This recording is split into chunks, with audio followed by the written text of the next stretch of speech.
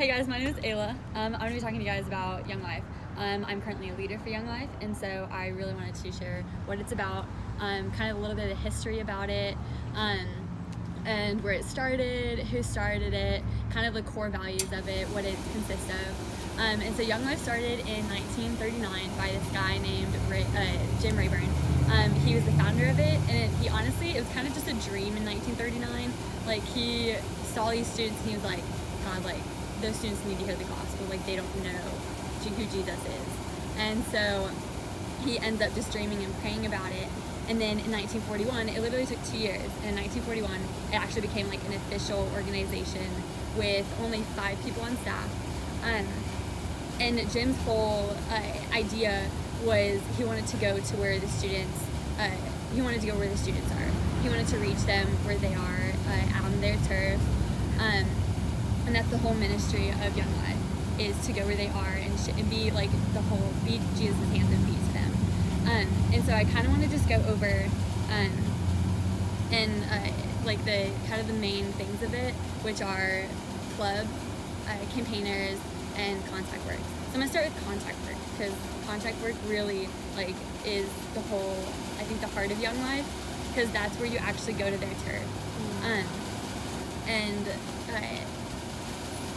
And so like the leaders and the staff on Young Life, they go to football games, and this is part of contact work. They go to their schools, their plays, they hang out with them, they literally just do life with them, which is what Jesus did. And so this book, Master Plan of Evangelism, we had to read it for Young Life training, and he just kind of goes over Jesus' life, his ministry, how he evangelized, how he loved on his disciples, which is honestly how like most leaders should lead their friends and should lead those they're leading. And so I kind of want to read something in here.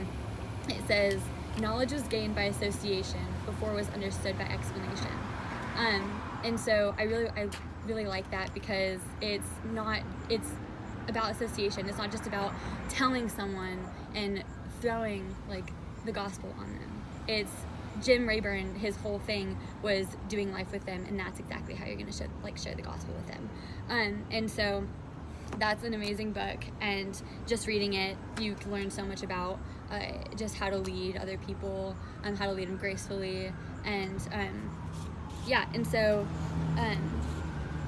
some parts of Young Life as well is another part of it is club.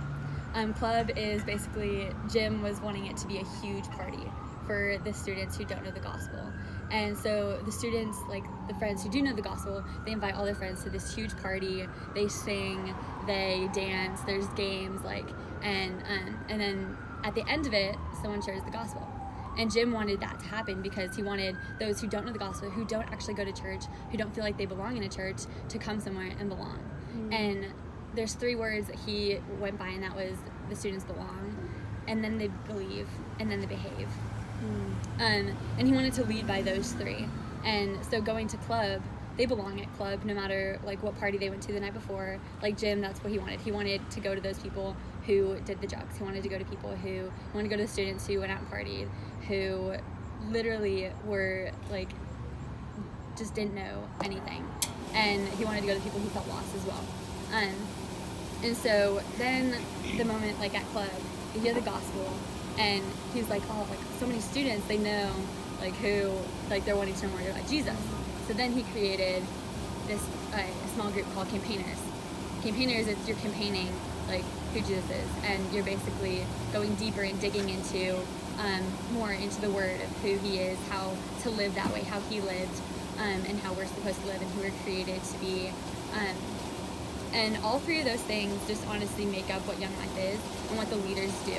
And it's also, and Jim also didn't want just to love on the students, but also the leaders.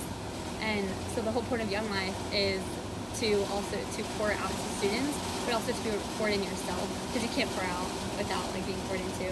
And so Jim was like really like focused on that as well, because like the leaders, like they're huge. Like there's over 39,000 like volunteers, just volunteers, not even staff or part-time or full-time. It's literally just volunteers. And and like I don't think in 1939 he even expected there to be that many, because they started out with only 5 in 1941 when it started. And so it started out as a prayer, and Jim took this huge leap of faith and obedience, and just continued to pursue like this dream that he had, that honestly a vision that God gave him, and it turned out to be an amazing organization that's known worldwide. There's Young Life for high schoolers, middle schoolers, military families, kids with special needs, teen moms, and it's for everyone and anyone, because it's literally just sharing the gospel with those who don't feel like they belong and who feel lost. And those are exactly people that Jesus went out and reached to.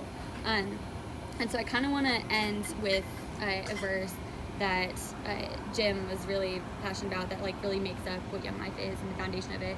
And it's 1 Thessalonians 2:1-8. And it's, "For you yourselves know, brothers, that our coming to you was not in vain. But though we had already suffered and been shamefully treated at Philippi, as you know, we had boldness in our God to declare that you the gospel of God in the midst of much conflict. For our appeal does not spring from error or impurity or any attempt to deceive, but just as we have been approved by God to be entrusted with the gospel, so we speak, not to please man, but to please God who tests our hearts. For we never came with words of flattery, as you know, nor with a pretext for greed, God is witness. Nor did we seek glory from people, whether from you or from others, though we could have made demands as apostles of Christ, but we were gentle among you, like a nursing mother taking care of her own children. So being affectionately desirous of you, we were ready to share with you not only the gospel of God, but our own selves, because she would become very dear to us." So just that last part of sharing not only the gospel, but just our entire selves, because as leaders, like he wanted like us to embody Christ and share that with others. And so, yeah, thank you guys so much.